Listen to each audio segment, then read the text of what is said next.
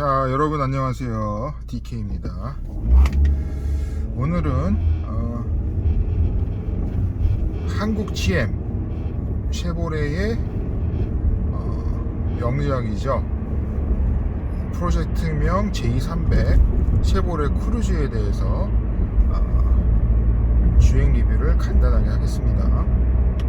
일단 먼저 이 쉐보레에 대해서 간단하게 좀 설명, 특히 이제 J300 이 크루즈 모델에 대해서 설명을 드리겠습니다.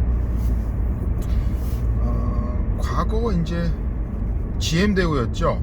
GM 대우의 전신은 바로 말 그대로 대우자동차.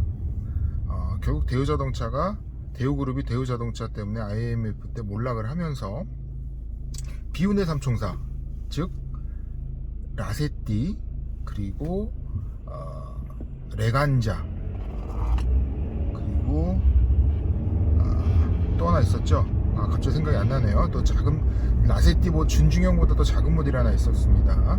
그 세 가지 삼총사가 나왔는데 그게 이제 대우자동차가 망한 직후에 나왔죠. 그만큼 이제 김우중 회장님이 자동차에 굉장히 신경을 쓰셨고 굉장히 뭐 대우자동차도 자립을 하려고 노력을 많이 했었습니다. 사실 이 뭐 레간자는 여러분 잘 아시겠지만 이제 피난페 라이틀이 주자로가 디자인을 했고요. 여러 가지 면에서 뭐 그쵸, 굉장히 뭐 앞서 나간다.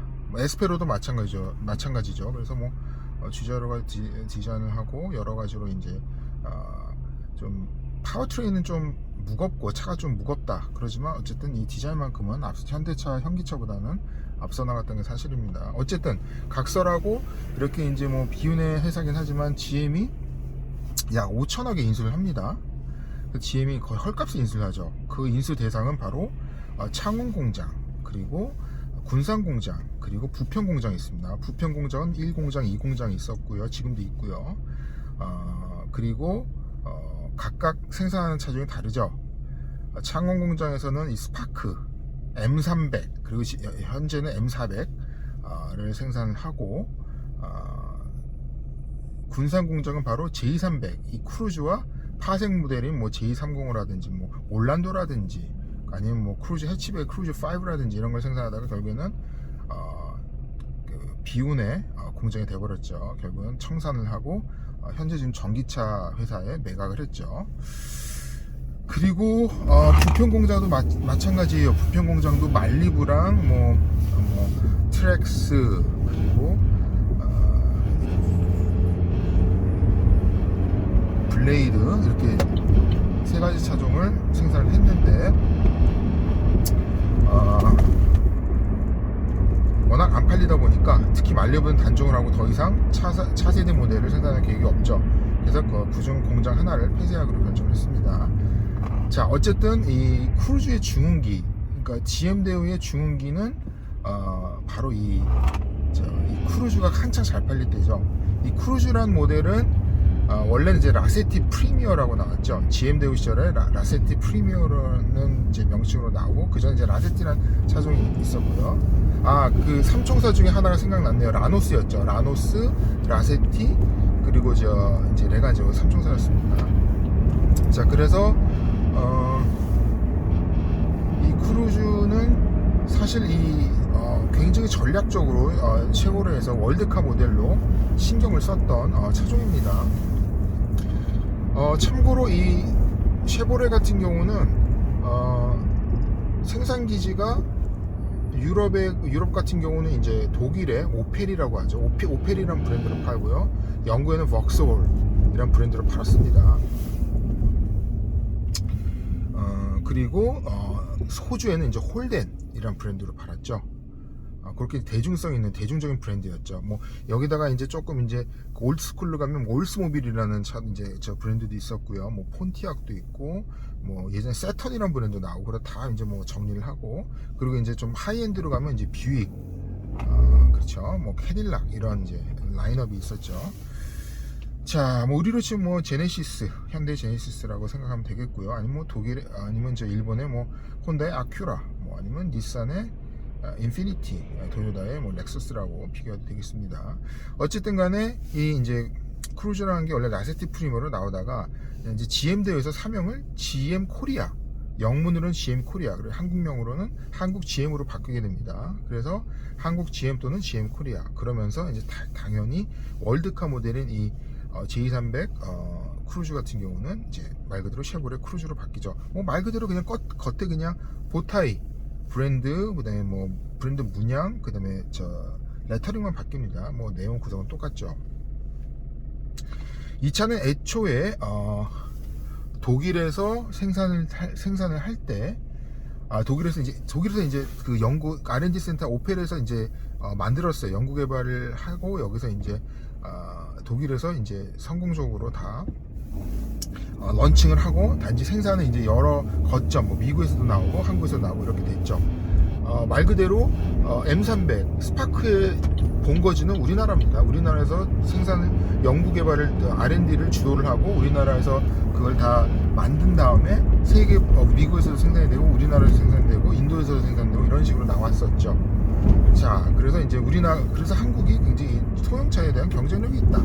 이렇게 이제 평가를 받은 게 사실이고요. 준중형도 마찬가지죠. 워낙 아반떼가 닛산 미국 시장에서 닛산 센트라와 뭐 도요타 코롤라 등과 이제 경쟁을 하면서 많은 경쟁력을 갖고 있었던 것도 사실이고요.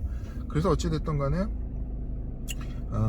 이제 그 한국 시장을 테스팅 베드로 삼고 성공을 하면 전 세계 시장에서 성공을 하겠다.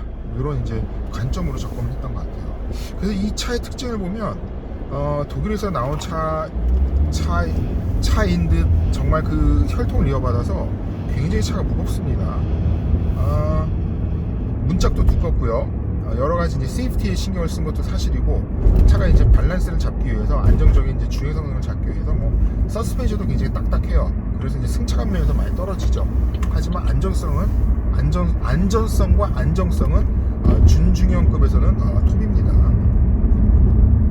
사실 그만큼 이제 손해를 보는 건 연비겠죠. 연비가 상당히 안 좋습니다. 그래서 원래 미국에서는 이 크루즈가 다 2.0으로 나옵니다. 우리나라에서는 이제 라인업이 1.6 개솔린, 1.8 개솔린, 그리고 2.0 디젤이 있었죠. 그래서 크디스라 그래서 크루즈 디젤 수동이 이제 상당히 인기 있던 시절도 있었습니다. 자, 그래서 사실 1.6 같은 경우는 이러한 무거운 차체를 끌기에는 좀 무리가 있고요. 차도 굉장히 안 나갑니다. 그리고 무엇보다도 가장 최악이었던 거는 이 미션이죠. 우리가 흔히 얘기한 깊은 산 안속 옹달샘 보령 미션이죠. 이 보령 미션이 정말로 최악입니다. 뭐 버벅거리는 건 기본이고요. 반응 속도도 늦고요. 그리고 한마디로 뭐 병맛의 끝판왕이죠.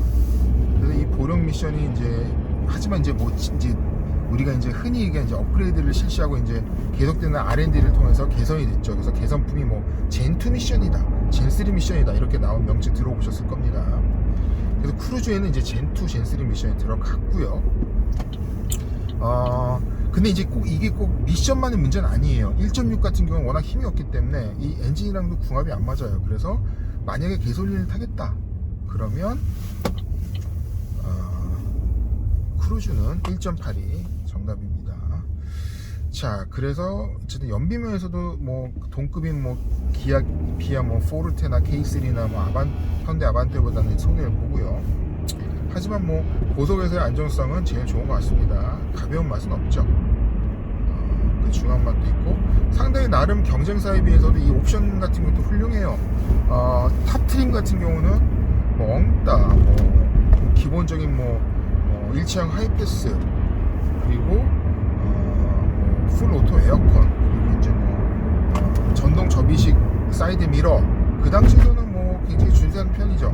우적 감지 와이퍼 등등, 그 다음에 썬루프도 뭐 나쁘지 않았고, 고장도 장고장도 적었고요. 여러 가지로 뭐 나쁘지 않았었습니다. 그래서 이 차 같은 경우는 이제 후속, 그러니까 이제 페이스리프트를 거치면서 이제 완전히 폭망을 하죠. 너무 못생기게 나왔기 때문에. 엔진은 좋아요. 엔진은 뭐 1.3 터보가 나와가지고 굉장히 1.2 3터보인가요? 3터보가 나와가지고 1.3터보 같습니다. 굉장히 인기를 끌었다가 1.5터보인가요? 하여튼 계속 다운사이징을 했죠. 1.5터보가 먼저 나오고 그 다음에 1.3터보가 나왔죠. 그러다가 결국에는 어찌됐던 간에 뭐 이제 우리나라에서 사라졌죠. 이제 마찬가지로 단종을 합니다. 크루즈의 이제 주행 성능을 보면 확실히 저단에서는 조금 이제 가벼운 맛이 있어요. 어쩔 수가 없죠. 가벼운 맛이 있고 이제 고속에서 가면 이제 조금 낮습니다. 좀 낮은 면은 있고요. 그리고 이제 말 그대로 이제 크루징하기 좋은 차입니다. 차 명 따라간다고 크루징하기에는 굉장히 좋습니다. 하지만 이제 시내에서는 뭐랄까 조금은 이제 이 변속 그 로직이 조금은 좀 아쉬운 면이 있어요. 하지만 이제 고속에서는 나쁘진 않다. 뭐 일반 주행이 원활한 상태이거나 시내에서도 아니면 고속에서는 상당히 괜찮다. 그리고 이제 뭐 앞에 뭐 이제 그 뭐랄까 이 정돈도 이 센터 페시아나 뭐 이런 중간에 뭐 뭐 시안성이나 이런 것들이 굉장히 잘 정리가 되어 있고요. 또한 이 공조기 에어 클라이메이트 컨트롤도 직관적으로 잘 조절하게 되어 있습니다. 스위치도 너무 이렇게 많지도 않고 적당히 있고요. 또 이 비상 신호등도 딱 이 중간에 딱 눈에 잘 보이는 데 있어요. 여러 가지로 완성도가 높은 차다. 그리고 아무래도 독일에서 오펠에서 엔지니어를 했기 때문에 좀 뭐랄까 좀 이제 전형적인 미국 차라기보다는 그냥 딱 유럽 차다라고 보시는 게 맞을 것 같습니다. 이에 경쟁 모델은 포드 피에스타 있죠. 피에스타도 마찬가지로 특히 이제 피에스타랑 몬데오 같은 경우는 마찬가지로 독일에서 엔지니어링을 했습니다.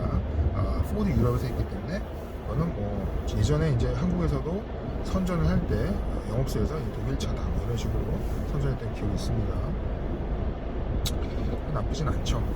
여러 가지로 이제 단지 이제 미션에서 오는 그런 이제 불편함, 약간의 이제 가벼운 성능, 가벼움감 뭐 그런 것들이 문제가 될 수 있고요. 그리고 A의 고질병 같은 경우는 아무래도 이 고질병이라기보다는 엔진 오일과 미션 오일을 좀 자주 갈아주는 편이 좋습니다. 아니면 뭐랄까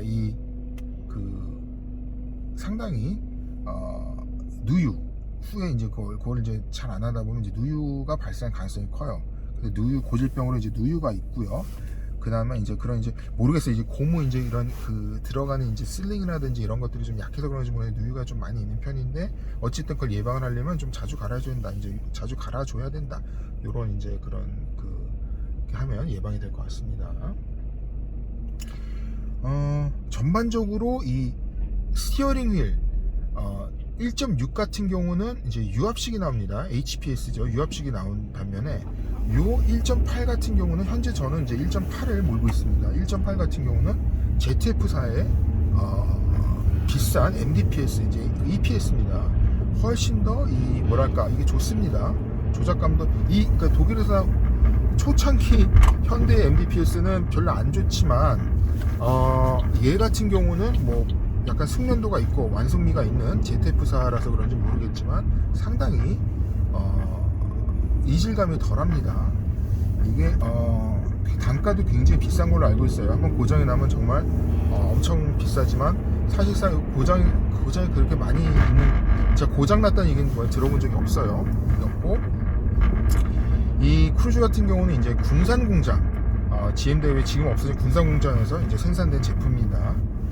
생산됐었고 한때 이제 한창 잘 될 때 2000년 한 10년 이럴 때는 뭐 풀로 가동이 됐었죠. 3교대로 1, 3교대로 되면서 한창 호강을 군산시가 전체 호강을 누렸었지만 이제 그게 과거의 영화가 돼버렸죠. 그래서 이제 그런 식으로 아쉬움이 있습니다. 오늘 리뷰는 여기까지 하겠습니다. 감사합니다.